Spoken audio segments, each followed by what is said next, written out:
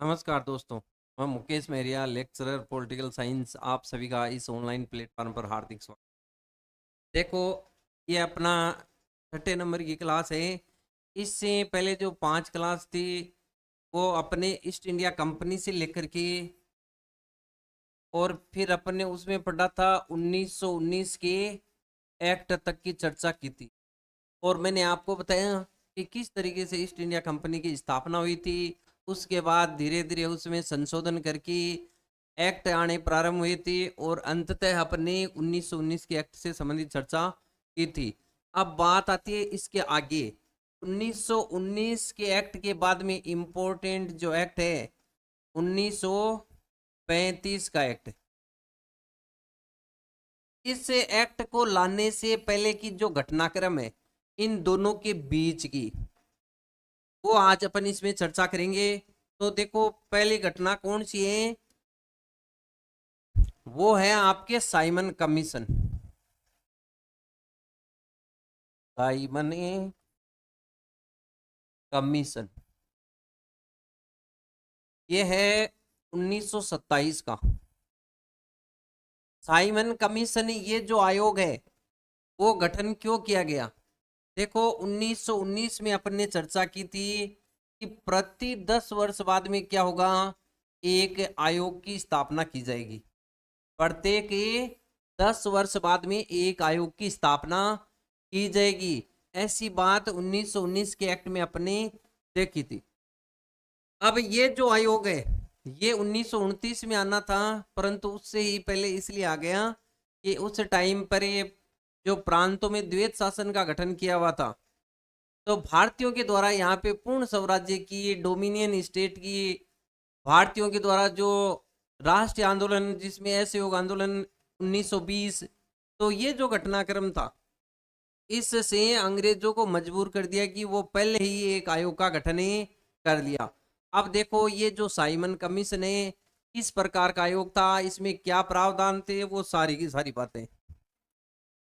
Simon commission का गठन कब हुआ था, तो गठन हुआ था नवंबर 1927 को।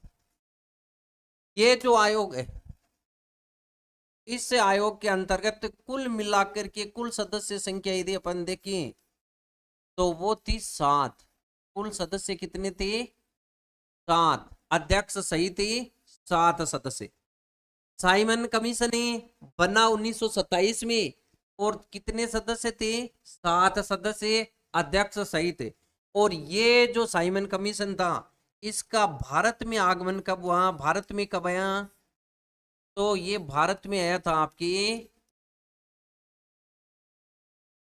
3 फरवरी 1928 को।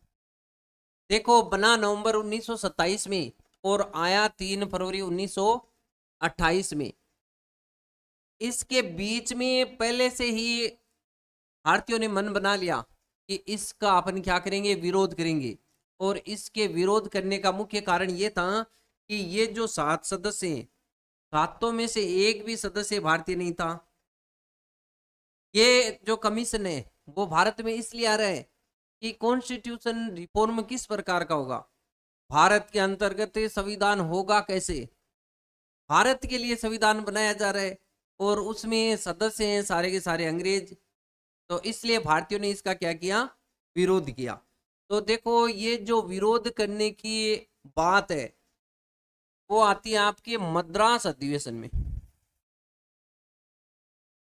मद्रास अधिवेशन, कांग्रेस के लगभग जो अधिवेशन है वो आपके दिसंबर में होते हैं और प्रतिवर्ष अधिवेशन हुए थे उसमें। तो मद्रास का जो अधिवेशन हुआ 1927 में कांग्रेस का, इसकी अध्यक्षता किसने की थी, इसमें अध्यक्ष बने थे मुख्तार अहमद अंसारी। मुख्तार अहमद अंसारी। देखो, ये जो मद्रास अधिवेशन हुआ कांग्रेस का, उस टाइम पे बड़ी पार्टी है कांग्रेस।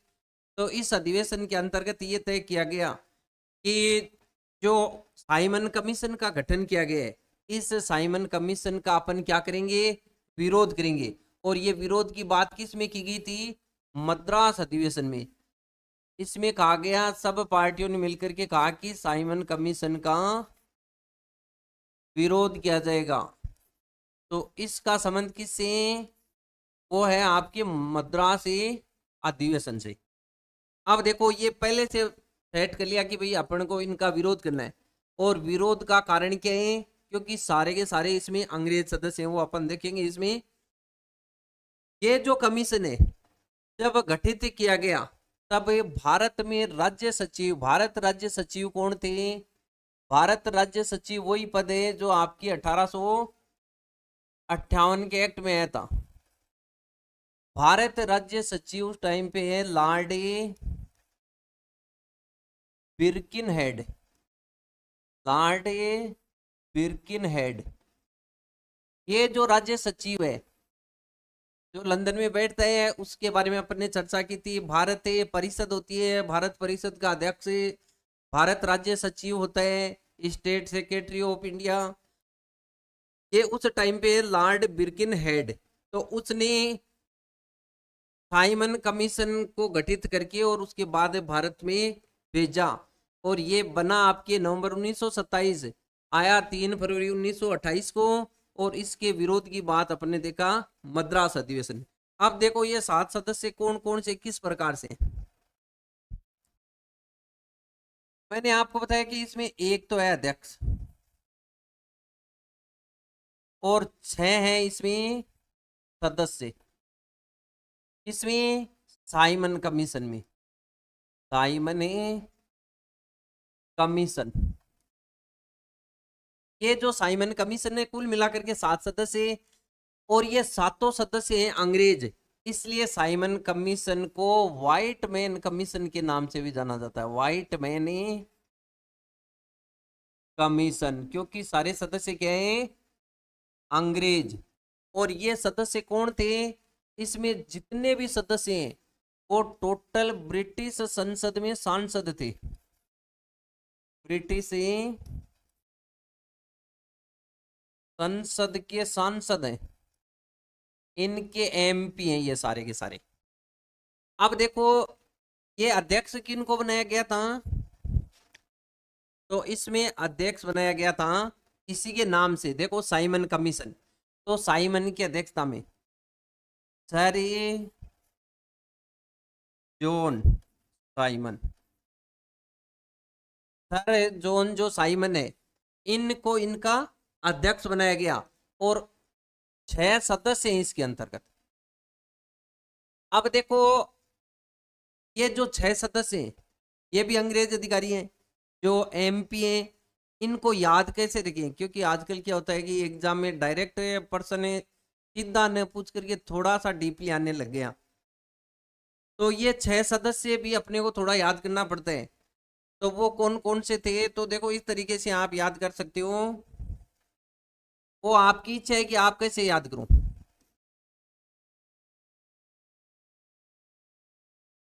इटली की गने,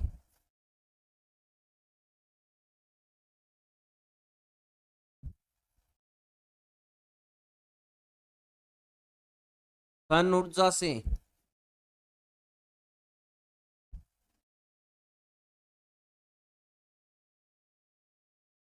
डोनाल्ड के हर्ट को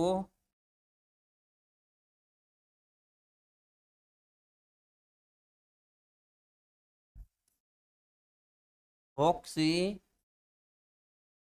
किया। देखो अपना अपना तरीका होता है कि आप कैसे याद करते हो, मेरे को जो लगा उसके हिसाब से बता रहा हूँ आपको। कि इटली की गन्ने सन ऊर्जा से डोनाल्ड के हर्ट को फोकस किया। देखो इटली की गन, यहाँ पे इटली है, इस इटली से आपके एक सदस्य आ गया। और वो सदस्य कौन सा? तो एक एक करके अपन देखेंगे। कलीमेंट इटली, कलीमेंट इटली। इसके बाद दूसरा सदस्य देखो, यहाँ पे दूसरा जो सदस्य है वो है गन। गन में एक सदस्य निकल करके आएगा एडवर्ड केडगन। केडगन, एडवर्ड केडगन। गन कौन सा? केडगन। इसके बाद ये तीसरा सदस्य आपके सन। तो ये सन में आएगा आपके हेरी लावसन। हेरी लावसन। इसके बाद ये चौथा सदस्य आपके हैं, देखो यहां से डोनाल्ड से। तो ये हो गया आपके सीधा ही डोनाल्ड हावर्ड। Donald Howard. और उसके बाद देखो हार्ट से पांचवा सदस्य आ जाएगा वर्नोन। Vernon Hartshorn. देखो हार्ट और यहाँ पे हार्ट थोर्न। उसके बाद में छठा सदस्य आ गया आपके जॉर्ज फॉक्स। George fox. देखो ये रहा छठा सदस्य। अब देखना आप एक बार, ये अपने तरीके से आप कैसे भी एडजस्ट करके याद कर लेना, पर मेरे को ये अच्छा लगा कि जैसे इसके कुल मिलाकर के 7 सदस्य हैं। इन 7 सदस्यों में से एक तो सीधा इन्हीं के नाम से हो गया साइमन। ये तो जो जॉन साइमन है वो तो हो गए इसके अध्यक्ष। सारे के सारे सदस्य कौन है? एमपी हैं। कहाँ के? ब्रिटिश संसद के। पहला है आपके इटली, तो ये इटली हो गया। गन केटगन हो गया। सन तो लाओसन हो गया। फिर आपके डोनाल्ड तो डोनाल्ड हावर्ड सीधा ये है। और इसके बाद हार्ट तो हार्ट सोन हो गया।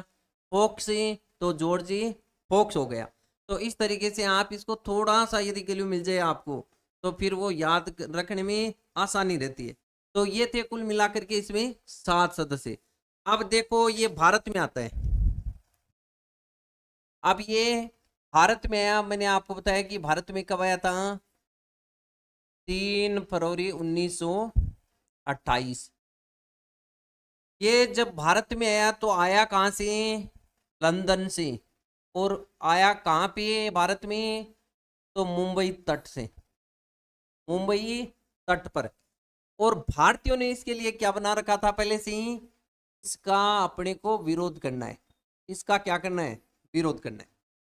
देखो ये विरोध का निर्णय कहां पे लिया? मद्रास अधिवेशन के अंतर्गत, जिसकी अध्यक्षता मुख्तार अहमद अंसारी ने की थी। तो ये विरोध करने का निर्णय पहले से ले लिया। जैसे ही भारत में मुंबई तट पे पहुंचता है तो इसका विरोध किया जाएगा। और विरोध करते हुए यहाँ पे कौन सा नारा फेमस हुआ था उस टाइम पे? Simon go back. Simon go back.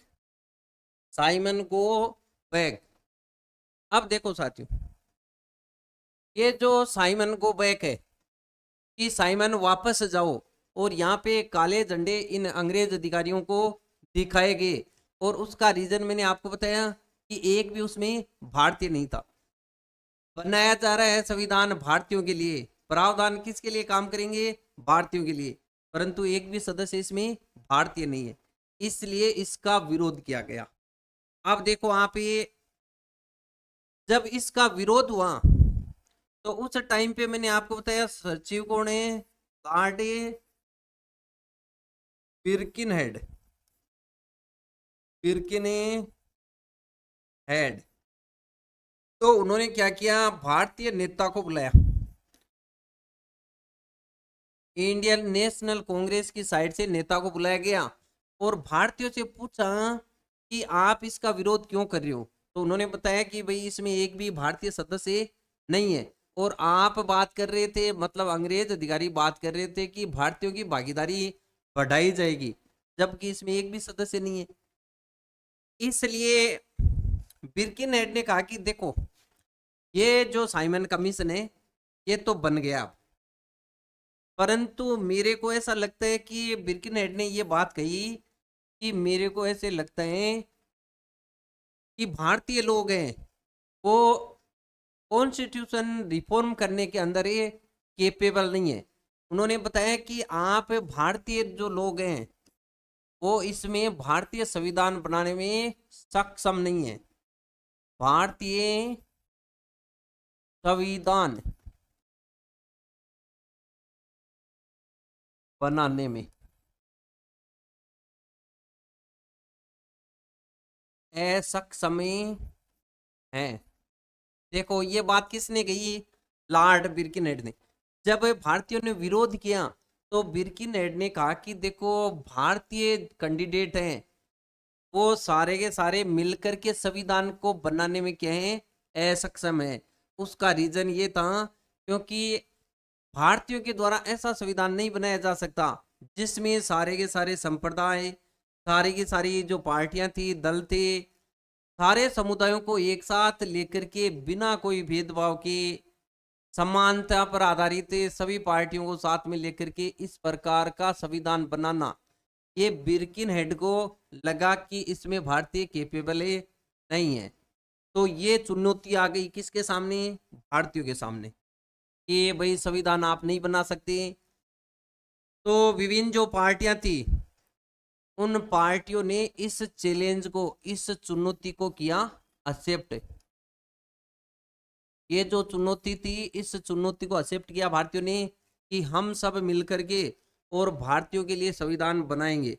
तो बिर्किनहेड ने कहा कि ऐसा करो आप, साइमन कमीशन है वो अपना काम करेगा, अपनी तरफ से रिपोर्ट देगा, और आप भी सभी लोग मिलकर के कोई समिति बनाओ, एक ड्राफ्टिंग कमेटी बनाओ जो कि भारतीय संविधान की रूपरेखा तैयार करे कि किस प्रकार का प्रावधान उसमें होना चाहिए।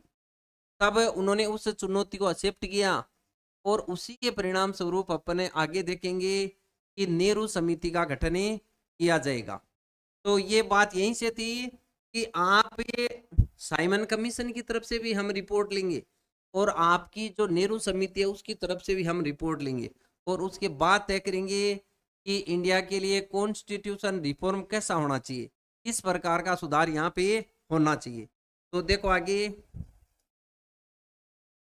ये जो साइमन कमीशन था इसमें वैसे तो हिस्ट्री की बात है कि लाला लाजपत राय, लाला लाजपत राय, इनकी आपको पता है कि इन्होंने लाहौर में विरोध किया था। लाहौर में साइमन कमीशन का विरोध किया और इस विरोध के फलस्वरूप उन्होंने काले झंडे दिखाए और साइमन गो बैक के नारे यहाँ पे लगाए। बहुत सारे क्रांतिकारी इनके साथ थे। तो अपने को यहाँ पे एक चीज है कि जेम्स स्कॉट, जब इनका विरोध किया गया साइमन कमीशन का, साइमन कमीशन का लाहौर में विरोध किया, तो जेम्स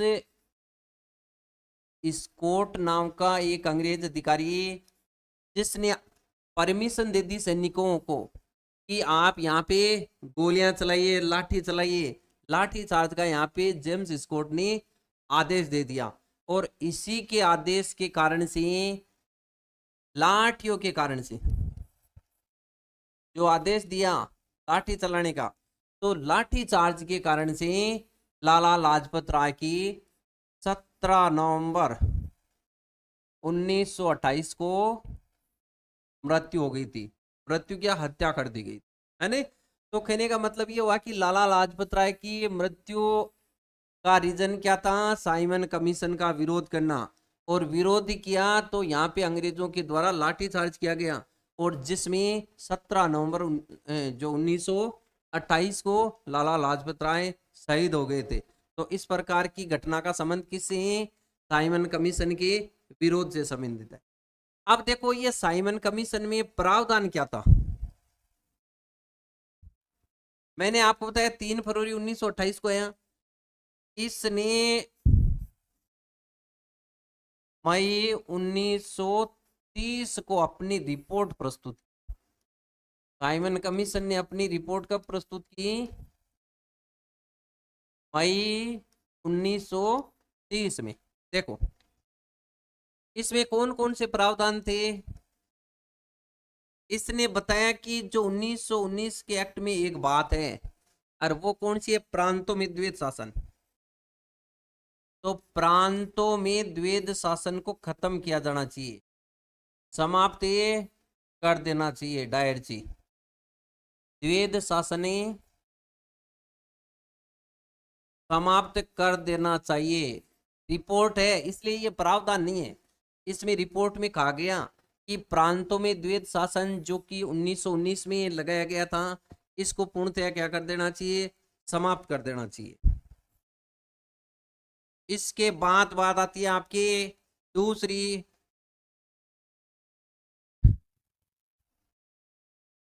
भारतीय संघ,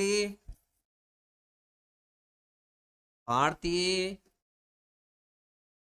संघ की स्थापना की जानी चाहिए।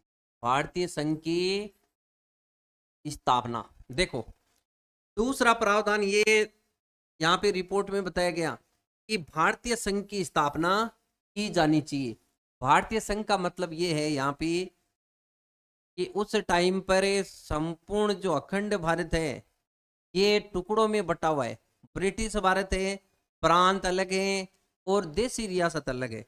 तो यहाँ पे इस प्रकार का इन्होंने रिपोर्ट दी कि जो भी प्रांत है, जो भी आपके देसी रियासत है, उन सबको ब्रिटिश भारत में शामिल कर लिया जाना चाहिए और उसका नाम भारतीय संघ रख देना चाहिए। इसके बाद ये तीसरी यहाँ पे बात बताएगी, सांप्रदायिक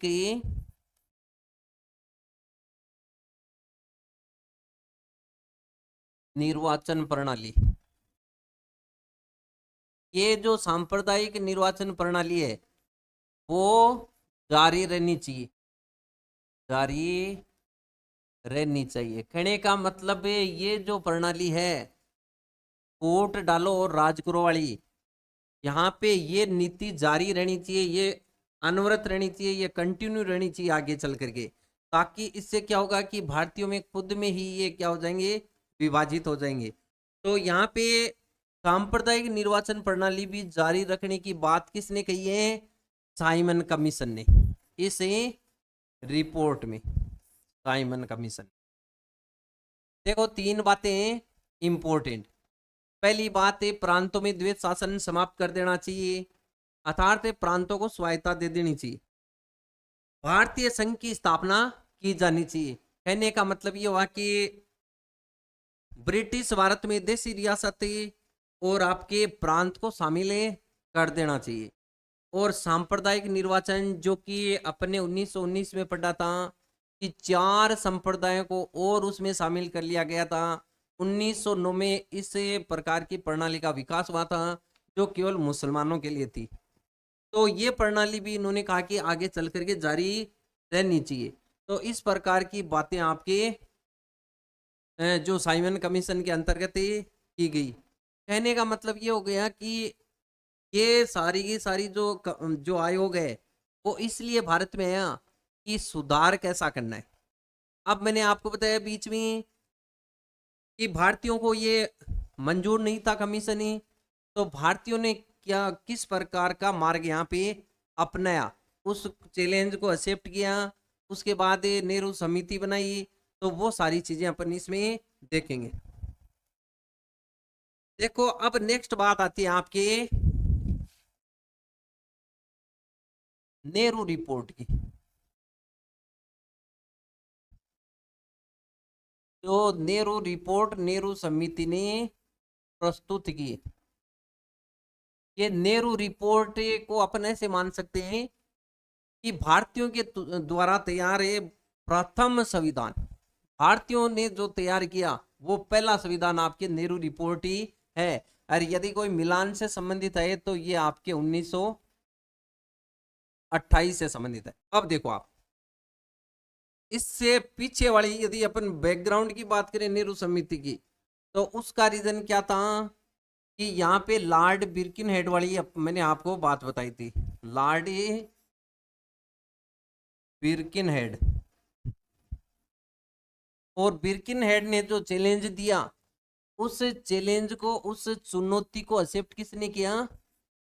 भारतीयों ने। भारतीयों ने कहा कि हमें भारतीय सारे के सारे दल मिलकर के और भारत के लिए कॉन्स्टिट्यूशन रिफॉर्म करेंगे। ऐसा हम भारतीय संविधान तैयार करने की यहाँ पे जो चुनौती है, चैलेंज है, उसको हम एक्सेप्ट करते हैं।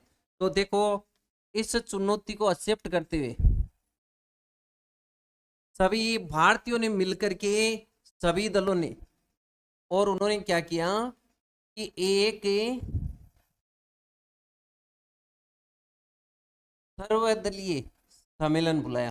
सर्वदलीय सम्मेलन, ये पहला जो सर्वदलीय सम्मेलन है, ये बुलाया गया था जनवरी 1928 में। और कहां पे? दिल्ली में। जनवरी 1928 में दिल्ली में ये सम्मेलन यहाँ पे बुलाया गया था। अब देखो आप, इस सम्मेलन को बुलाने का उद्देश्य क्या था? का उद्देश्य यही था कि सारे के सारे दल इस चैलेंज को जो एक्सेप्ट किया है, इसमें सभी दल एक जगह होकर के कोई ऐसा आयोग, कोई कमेटी, कोई समिति बनाए ताकि वो भारतीयों के लिए संविधान के प्रावधान यहाँ पे दे सके। तो देखो, पहला सम्मेलन आपके दिल्ली में, कब? ये जनवरी 1928। इसके बाद देखो दूसरा सम्मेलन है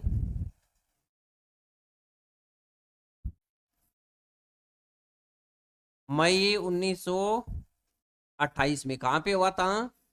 ये हुआ था मुंबई में। मुंबई में।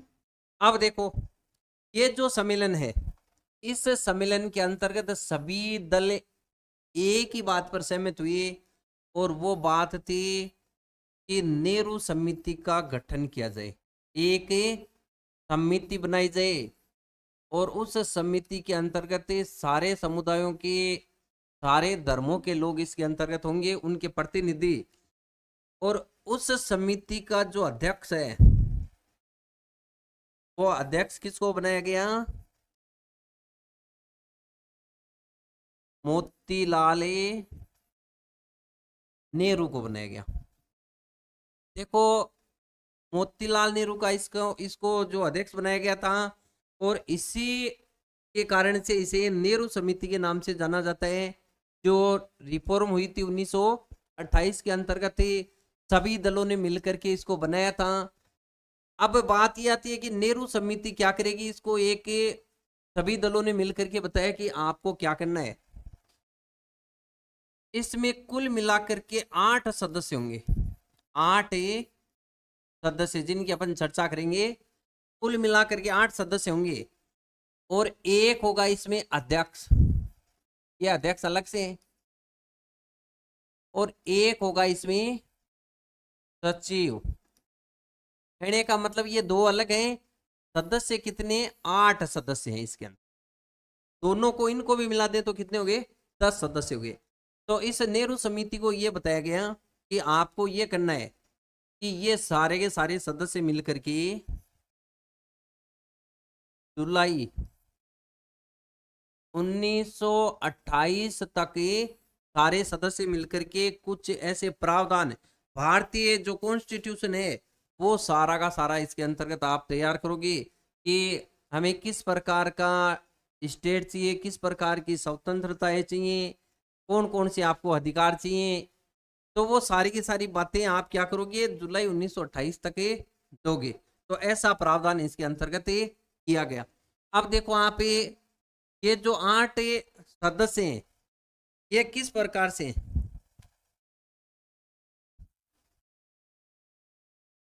तो नेहरू समिति में कुल मिलाकर के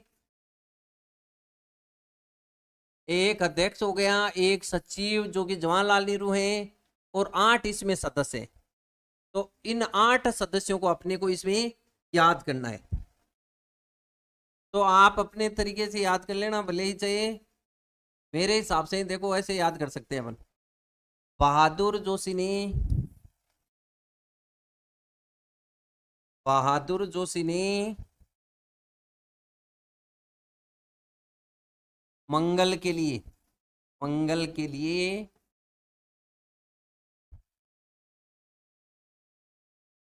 जयकारे लगाए। जयकारे लगाए। बहादुर जोशी ने मंगल के लिए जयकारे लगाए। तब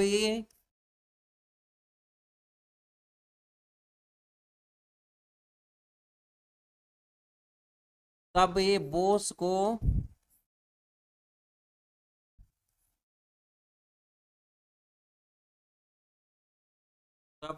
को कुरैशी के आने पर इनाम मिला। नाम देखो आप इसको अपने को किस तरीके से याद करना है। मैंने आपको बताया कि नेहरू समिति जो कि 1928 की है। कब की है? 1928 की। इस समिति को क्या कार्य सौंपा गया था कि भारतीयों को असक्षम बता दिया है संविधान फॉर्मेशन में। तब ये सारे दल एक जगह होकर के इस समिति का गठन किया था। इसका मतलब इस समिति में लगभग सारे संप्रदायों के लोग इसमें शामिल होंगे। तो देखो ये कुल लोग हैं 8 इसमें। ये 8 जो सदस्य हैं कौन कौन से? पहला सदस्य देखो यहां से आप ये बहादुर है। तो 1 नंबर पर हो गया आपकी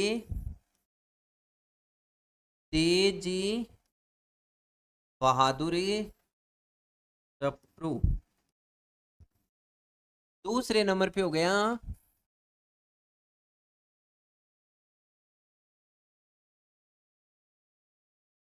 NMA जोशी।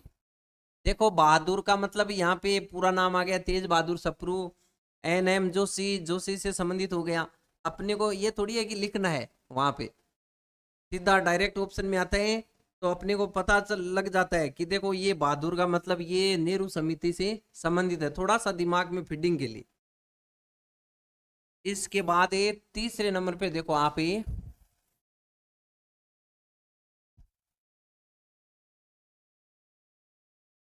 मंगल सिंह। मंगल सिंह। और यहाँ पे जयकारे में आ गया चौथा कैंडिडेट। और चौथा कैंडिडेट कौन सा हो गया? MR जयकर। जिसको अपन जब PR अंबेडकर पढ़ेंगे ने संविधान सभा के लिए निर्वाचन, तो वहां पे देखेंगे इसको MR जयकर। उसके बाद है बोस। तो बोस का मतलब यहाँ पे है सुभाष चंद्र बोस। सुभाष चंद्र बोस। इसके बाद ये आपके बात आती है कुरैशी। तो छठा सदस्य हो गया आपकी तोयब कुरैशी। तोयब ये कुरैशी। देखो इसके बाद में बात आती है 6 के बाद 7वें नंबर पे आएगा आने। आने को अपन आने से रिलेटेड करेंगे। तो ये हो गया आपके MSA आणे। आणे मतलब मारवाड़ी भाषा का शब्द हो गया आना, है ना? तो आने या आणे, तो MSA आणे। इसके बाद 8वां सदस्य हो गया आपके इनाम। इनाम में क्या है? यदि इमाम रखेंगे मतलब सब्र रखेंगे तब अपने को क्या होगा? इनाम प्राप्त होगा। तो इनाम और इमाम एक से ही हैं, तो अली इमाम। देखो आप मैंने आपको बताया कि नेहरू समिति जिसका गठन इसलिए हुआ था कि उन्होंने चुनौती को एक्सेप्ट किया, सभी दलों ने मिलकर के नेहरू समिति का गठन किया था, जिसमें मोतीलाल नेहरू क्या है अध्यक्ष हैं और जवाहरलाल नेहरू इस समिति के हैं सचिव। और इसमें कुल मिलाकर के 8 सदस्य हैं। ये 8 सदस्य देखो कौन कौन से हैं। तो बहादुर जोशी ने मंगल के लिए जयकारे लगाए कि भाई कुछ अच्छा हो जाए, उसके लिए यहाँ पे जयकारे लगाए। तो बहादुर सिंह, तेज बहादुर सप्रू, जोशी में आपके NM जोशी, मंगल में आपके मंगल सिंह, और उसके बाद जयकारी में आपके MR जयकर। अब देखो तब बोस को कुरैशी के आने पर इनाम मिला। जयकारे किसने लगाए? बहादुर ने। और बहादुर कौन है? बोस है, सुभाष चंद्र बोस। तो देखो जब जोशी ने जयकारे लगाए तो बोस को कुरैशी के आने पर क्या मिला था? इनाम मिला। ऐसे अपन याद कर सकते हैं, ये कोई ऑथेंटिक नहीं है वैसे। तो एम आर जयकर वहां तक हो गया, फिर बोस, सुभाष चंद्र बोस, कुरैशी, शोएब कुरैशी, और आने के अंतर्गत एम एस आणे, और इनाम में आपके अली इमाम। इस तरीके से अपन इस चीज को याद कर सकते हैं। अब देखो आप ये नेक्स्ट बात आती है कि ये जो नेहरू समिति है, इन सभी सदस्यों ने मिलकर के एक रिपोर्ट तैयार की, और उस रिपोर्ट के अंतर्गत इन्होंने बताया कि क्या प्रावधान होने चाहिए, कौन कौन से प्रावधान होने चाहिए। मेन बात तो ये है ना कि इस समिति को बनाया किस लिए गया था कि आप भारतीय लोग बता दीजिए किस प्रकार के प्रावधान होने चाहिए, किस प्रकार का इंडिया का संविधान होना चाहिए। तो आप भी रिपोर्ट तैयार कीजिए। तो इन लोगों ने रिपोर्ट तैयार की और इन्होंने प्रावधान बताए। पहला प्रावधान है कि भारत को डोमिनियन स्टेट का दर्जा, डोमिनियन डोमिनियन स्टेटस घोषित किया जाए या कहाँ दर्जा दिया जाना चाहिए, दिया जाए। ये प्रावधान है जो अंग्रेज सरकार के समक्ष, वायसराय के समक्ष ये अपनी रिपोर्ट को प्रस्तुत करेंगे और बता रहे हैं कि हमें ऐसा चाहिए। तो पहली बात तो डोमिनियन स्टेट, अधिराज्य। देखो डोमिनियन स्टेट का मतलब होता है कि ये पूर्णतया स्वतंत्र न होकर के आधी स्वतंत्रता है। इसमें प्रांत तो होते हैं स्वतंत्र, और प्रांतों में जितने भी प्रकार के विधायी कार्य, न्यायिक कार्य, प्रशासनिक कार्य, ये सारे के सारे स्वतंत्र होकर के किए जाएंगे। परंतु इनका जो राज्याध्यक्ष है, जो राष्ट्र अध्यक्ष है, वो यहाँ पे कौन होगा? वो होगा आपके ब्रिटेन का सम्राट। तो भारतीयों ने मांग की कि हमें प्रांतों को तो क्या कर दो, आप ये स्वतंत्र कर दो, वहां पे प्रशासन तो हमें दे दो, और इसका जो राज्य अध्यक्ष है वो अभी भी ब्रिटेन का सम्राट रह सकता है। तो ये यहाँ पे डोमिनियन स्टेट की मांगे की गई। इसको औपनिवेशिक राज्य बोल सकते हैं अपन। दूसरी बात है, देखो मैंने आपको बताया था कि केंद्रीय विधान परिषद, केंद्रीय विधान परिषद, ये बात किस में आई थी? केंद्रीय विधान परिषद पिछले वाले में अपन ने देखा था कि केंद्रीय विधान परिषद को द्विसदनात्मक किया गया 1919 के एक्ट में। और उसमें मैंने आपको बताया दो सदन कौन कौन से हैं। एक तो विधानसभा, लेजिस्लेटिव असेंबली हो गया, और दूसरा हो गया आपके काउंसिल ऑफ स्टेट यानी राज्य परिषद। विधानसभा में अपन ने देखा 145 सदस्य, और काउंसिल ऑफ स्टेट के अंतर्गत अपन ने सदस्य कितने देखे थे? कुल मिलाकर के 60 सदस्य। तो इन्होंने कहा कि नेहरू रिपोर्ट में बताया गया कि केंद्रीय विधान परिषद ने उसको क्या बना दो? पावरफुल बना दो, और इसके अधीन किन को कर दो? प्रांतों को इसके अधीन कर दो। कहने का मतलब ये हो गया कि ये एक तरीके से शक्तियों के विभाजन की बात हो रही है। शक्तियों के विभाजन की, जो आज अपने भारतीय संविधान जो पढ़ते हैं तो उसमें 7वीं अनुसूची से संबंधित। तो देखो शक्तियों के विभाजन की बात है यहाँ पे कि प्रांत केंद्रीय विधान परिषद के प्रति क्या है? उत्तरदायी हैं। और केंद्रीय विधान परिषद में जो दो सदन हैं,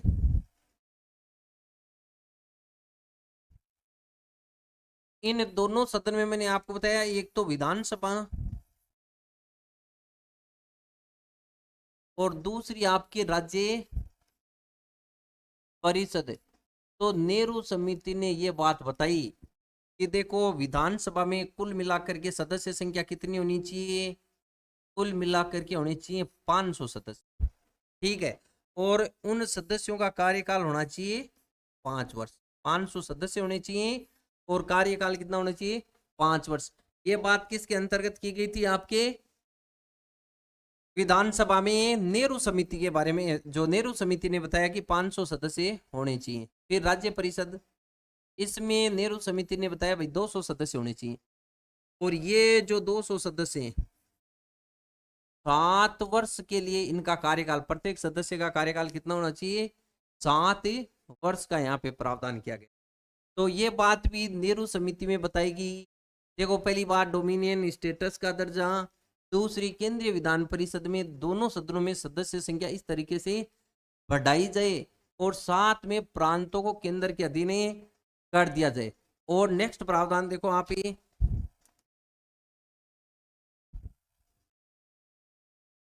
दूसरी बात इन्होंने बताया कि प्रांतों में द्वैध शासन को समाप्त करना। प्रांतों में द्वैध शासन की समाप्ति, द्वैध शासन की समाप्ति की बात की गई। अर्थात इसको ऐसे बोल सकते हैं कि प्रांतीय स्वतंत्रता, प्रांतीय स्वायत्तता। देखो, प्रांतों में द्वैध शासन, मैंने बताया आपको द्वैध शासन का मतलब क्या होता है कि एक ही प्रकार के स्टेट पर यदि 2 प्रकार के लोग मिलकर के शासन करें तो वो वहां पे द्वैध शासन, कुछ पावर किसी एक व्यक्ति के पास, कुछ पावर किसी और व्यक्ति के पास, तो ये स्थिति कौन सी होती है? द्वैध शासन की। और ये यदि आपको पिछला वीडियो यदि आपने देखा है तो द्वैध शासन शब्द किसने दिया था, इसका आंसर आप कमेंट में करें। तो ये बात थी इसमें। इसके बाद इन्होंने कहा कि सांप्रदायिक प्रणाली, सांप्रदायिक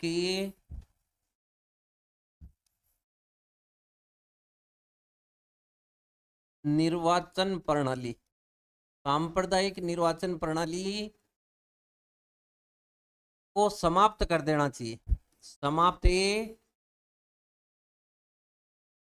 करने की बात यहाँ पे की गई। इन्होंने क्या बताया? नेहरू समिति ने कहा कि देखो, सांप्रदायिक निर्वाचन प्रणाली है, इसकी जगह इसको तो कर दो समाप्त, और इसकी जगह संयुक्त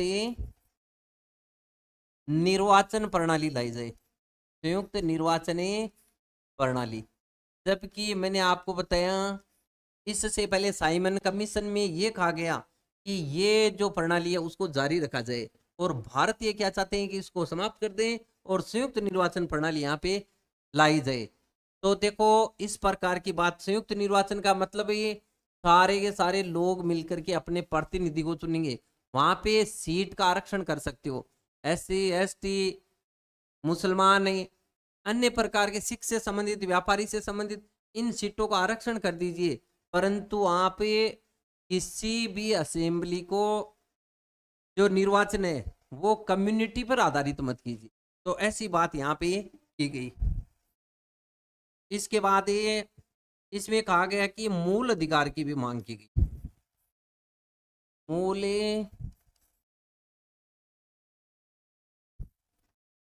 अधिकारों की मांग। देखो, मूल अधिकारों की मांग इसमें की गई है। ये भी अपन जब मूल अधिकार पढ़ेंगे तो आएगी बात है कि पहली बार भारत में मूल अधिकारों की मांग किस में की गई, तो वो आपके नेहरू समिति में की गई थी। ठीक है, जिसकी अध्यक्षता मोतीलाल नेहरू करते हैं। इसके बाद इसमें यह भी कहा गया कि चुनाव है, चुनाव किस आधार पर होना चाहिए? वयस्क मताधिकार। वयस्क मताधिकार कहने का मतलब ये हो गया कि जैसे आज आपको बताया कि 18 वर्ष या इससे ज्यादा आयु का जो भी कैंडिडेट होता है बिना किसी भेदभाव के चुनाव की प्रक्रिया में भाग लेता है, डायरेक्ट चुनाव में। और ऐसी ही बात यहाँ पे की गई है आपके नेहरू समिति में। तो वयस्क मताधिकार भारतीयों के पास होना चाहिए, तो ये बात आपके नेहरू समिति में। इसके बाद देखो आप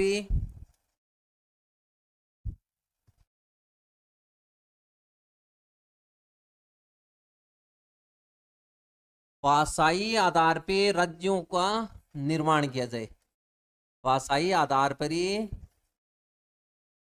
राज्यों की स्थापना। देखो भाई, प्रांतों को स्वतंत्रता दी गई, और बताया गया कि प्रांत का निर्माण कैसे होना चाहिए, भाषाई आधार पे होना चाहिए। आगे चल करके आप पढ़ोगे कि 1953 में राज्य पुनर्गठन आयोग बना था और उसमें यही बात थी कि प्रांतों की जो निर्माण है वो 1956 के राज्य पुनर्गठन अधिनियम के तहत किस में किया गया, भाषाई आधार पे किया गया। तो ये बात भी यहाँ पे नेहरू समिति में बताएगी कि भाई राज्य की स्थापना कैसे होनी चाहिए, भाषाई आधार पे होनी चाहिए। इसके बाद आपके कि निम्न सदन, ये तो बता दिया आपको कि भाई उसमें जो सदस्य संख्या है वो कुल मिलाकर के कितनी होनी चाहिए, निम्न सदन में 200 और उच्च जो 500 और उच्च सदन में होनी चाहिए 200। इसके बाद में आपके नेक्स्ट बात है सर्वोच्च न्यायालय की स्थापना से संबंधित बात की गई। सर्वोच्च न्यायालय स्थापना की जानी चाहिए। सर्वोच्च न्यायालय की स्थापना इसलिए की जानी चाहिए क्योंकि इससे पहले जो उच्चतम न्यायालय बना था वो मैंने आपको बताया 1773 के रेगुलेटिंग एक्ट में, उसके लिए अपील कहाँ पे की जाती थी, प्रीवी काउंसिल लंदन के अंतर्गत। तो कहने का मतलब ये हुआ कि ऐसा न होकर के अपीलीय न्यायालय के रूप में भारत में ही सर्वोच्च न्यायालय की स्थापना की जानी चाहिए। के बाद ये जो लोक सेवकों की भर्ती का आयोजन करने के लिए लोक सेवा आयोग, लोक सेवा आयोग की स्थापना की जानी चाहिए, की स्थापना होनी चाहिए। कहने का मतलब इसमें यह आ गया कि एक लोक सेवा आयोग, ये लोक सेवा आयोग की जो स्थापना का प्रावधान था वो आपके 1919 में आ गया था और उसी के आधार पे मैंने आपको बताया कि डी आयोग ने सिफारिश की और ली आयोग की सिफारिश पर CPSE central public service commission की स्थापना हुई थी 1926 में। ये चीजें अपन ने उसमें देखी थी। तो इस प्रकार की जो बात है वो भी इसमें आई थी। अब देखो एक छोटी सी बात वही है जो इससे पहले साइमन कमीशन में पढ़ी थी अपनी, भारतीय संघ की स्थापना, भारतीय संघ की स्थापना की जानी चाहिए। तो ये बात भी इसके अंतर्गत ही अपने देखी। कुल मिलाकर के देखो भाषाई आधार पर राज्यों की स्थापना, सर्वोच्च न्यायालय की स्थापना, लोक सेवा आयोग की स्थापना, भारतीय संघ की स्थापना, ऐसी कुछ प्रावधान यहाँ पे नेहरू समिति से संबंधित अपने देखे। अब बात ये आती है कि ये जो नेहरू समिति है इसने अपनी रिपोर्ट उस टाइम पे भारत में वायसराय थे लॉर्ड इरविन। कौन थे, लॉर्ड इरविन। देखो नेहरू समिति के समय वायसराय कौन है, लॉर्ड इरविन। लॉर्ड इरविन, इस लॉर्ड इरविन के समक्ष नेहरू रिपोर्ट प्रस्तुत की गई। नेहरू रिपोर्ट को प्रस्तुत किया कब, 10 अगस्त 1928 को। देखो नेहरू रिपोर्ट को प्रस्तुत किया गया 10 अगस्त 1928 को, परंतु यहाँ पे इनकी मांगों को स्वीकार न कर करके इनको एक प्रावधान सुझाया गया, एक राय दी गई कि ऐसा करते हैं जो नेहरू रिपोर्ट है वो और साथ में एक रिपोर्ट और आएगी, क्योंकि ये तो 1928 में आई है और साइमन कमीशन 2 बार आया था, एक बार 1928 जो 28 में और एक बार 1929 में। तो साइमन कमीशन ने अपनी रिपोर्ट प्रस्तुत की, मैंने आपको बताया मई 1930 में। तो साइमन कमीशन की जो रिपोर्ट थी और नेहरू रिपोर्ट थी, इन दोनों को मिलाकर के बताया गया, इन दोनों को मिलाकर के हमें 1935 का अधिनियम लाएंगे। परंतु इसके लिए क्या करते हैं कि दोनों मिलकर के एक मत होइए आप, और एक मत होने के लिए आपको जो यहाँ पे ऑफर दिया गया गोलमेज सम्मेलन का, गोलमेज सम्मेलन,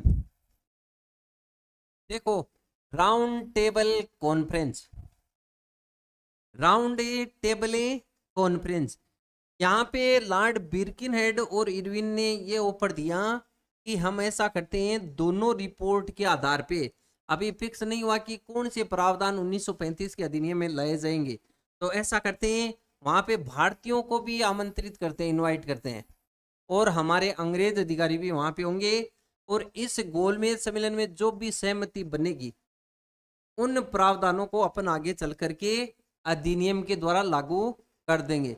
तो इस तरीके से भारतीयों को गोलमेज सम्मेलन के लिए राजी कर लिया। जो आप हिस्ट्री में पढ़ते हो कि 3 गोलमेज सम्मेलन हुए थे। तो देखो जैसे भी है ये जो गोलमेज सम्मेलन है, इसके बाद जो प्रावधान आएंगे उन प्रावधानों को 1935 के एक्ट के नाम से जाना जाएगा, 1935 के एक्ट के नाम से। तो नेहरू रिपोर्ट अपन ने देखा जिसमें कुल मिलाकर के 8 सदस्य हैं और इसके प्रावधान अलग अलग हैं। अब इस नेहरू रिपोर्ट का किन लोगों ने आलोचना की, किस तरीके से इसका विरोध किया गया, तो वो भी अपन थोड़ा सा देखते हैं। देखो दोनों का ही तुलनात्मक अध्ययन करते हैं। एक तो साइमन कमीशन, साइमन कमीशन, और दूसरी अपन बात करते हैं नेहरू समिति, नेहरू समिति की।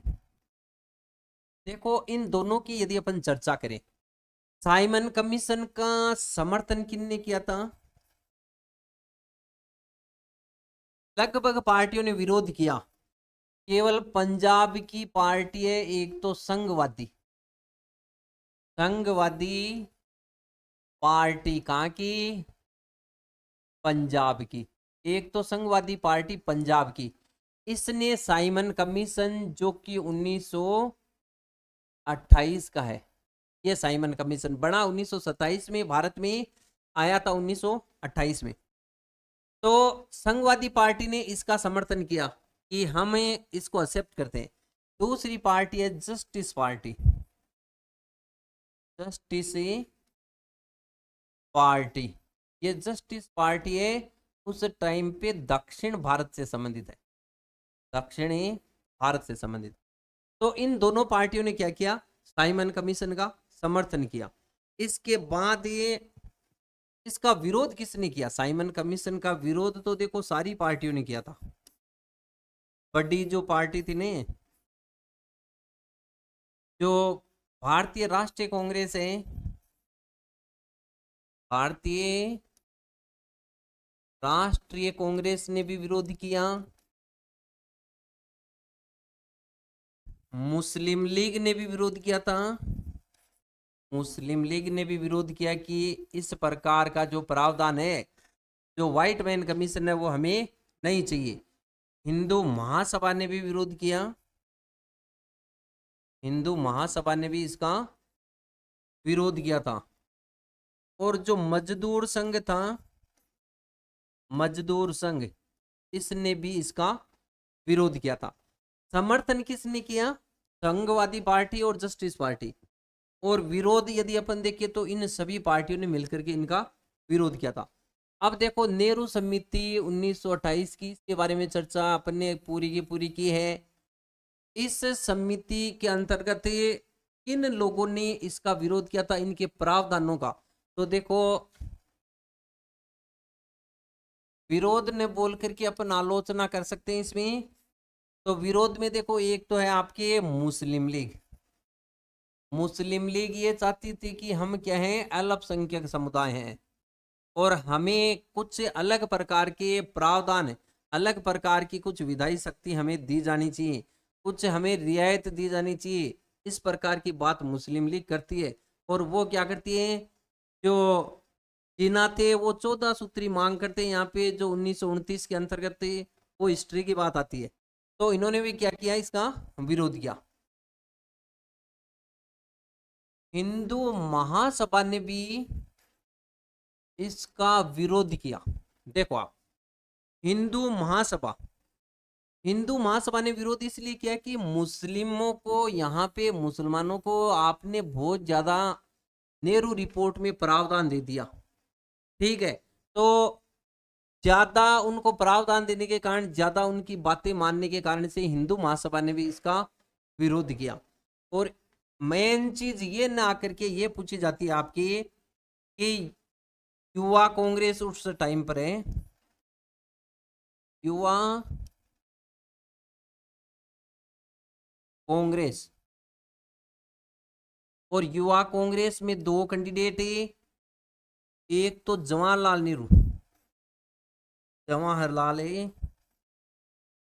नेहरू, और दूसरे हैं सुभाष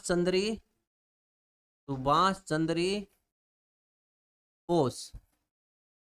ये जो युवा कांग्रेस के जो नेता हैं, इन्होंने क्या कहा कि हम नेहरू समिति की रिपोर्ट का विरोध करते हैं। का कारण क्या था, इन्होंने डोमिनियन स्टेट की मांग न करके इन्होंने कहा कि हमें डोमिनियन स्टेट नहीं चाहिए, आदि स्वतंत्रता वाले राज्य यहाँ पे नहीं चाहिए, हमें क्या चाहिए, हमें चाहिए पूर्ण स्वराज्य, पूर्ण स्वराज्य चाहिए। ये बात किसके अंतर्गत की गई थी, इन्होंने विरोध किया कि हमें जो नेहरू समिति है उसकी और बातों को स्वीकार करते हैं, परंतु हमें पूर्ण स्वराज्य चाहिए, पूर्ण रूप से स्वतंत्रता चाहिए। अब देखो, इस प्रकार की मांग करने के लिए इन्होंने एक अलग से प्रेशर ग्रुप भी बना लिया, एक दबाव समूह बनाया उन्होंने, उसका नाम है, ये आपके आईएएस में पूछा हुआ है 2021 में,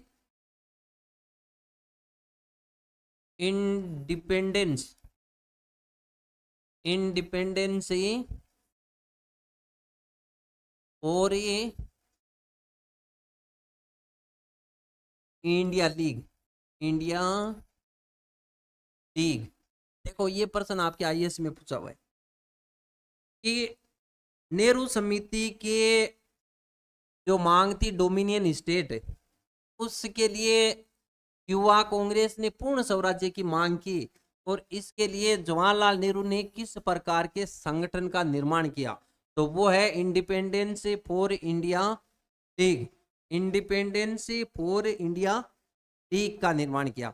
और फिर कैसे जैसे करके इन लोगों को दबाव डाल करके और नेहरू समिति के अध्यक्ष ने इनको मना लिया, और फिर यही बात है नेहरू समिति में अपन ने प्रावधान के अंतर्गत देखा, फिर इसी मांग को वहां पे स्वीकार कर लिया गया, और ये यहाँ पे साइलेंट हो जाते हैं।